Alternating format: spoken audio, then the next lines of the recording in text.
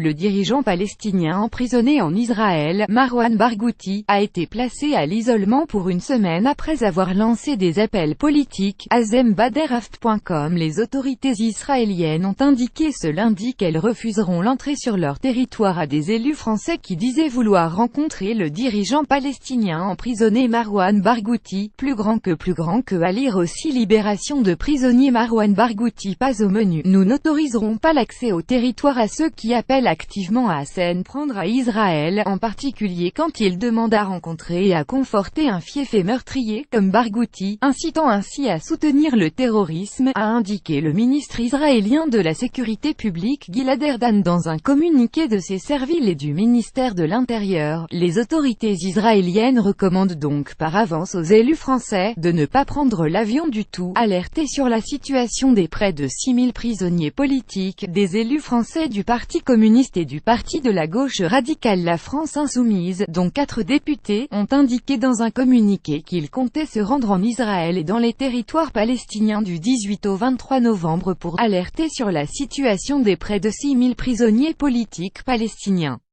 La délégation disait vouloir rencontrer Marwan Barghouti, au cadre du Fatah emprisonné depuis plus de 15 ans par Israël.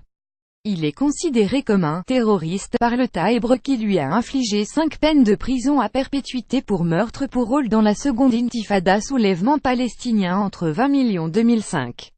Il est au contraire surnommé « le Mandela palestinien » par ses partisans. Une visite à un avocat franco-palestinien. La délégation française entendait aussi chercher à voir l'avocat franco-palestinien Salah Hamouri, en détention administrative en Israël depuis le 23 août. Salah Hamouri fait l'objet d'un ordre de détention administrative de 6 mois, confirmé le 22 octobre à la Cour suprême de Jérusalem.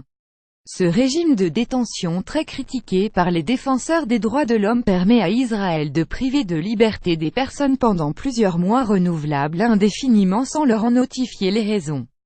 Le Quai d'Orsay s'est dit fin octobre, préoccupé par sa situation en s'étonnant de ne pas avoir connaissance des charges retenues, et a espéré sa libération.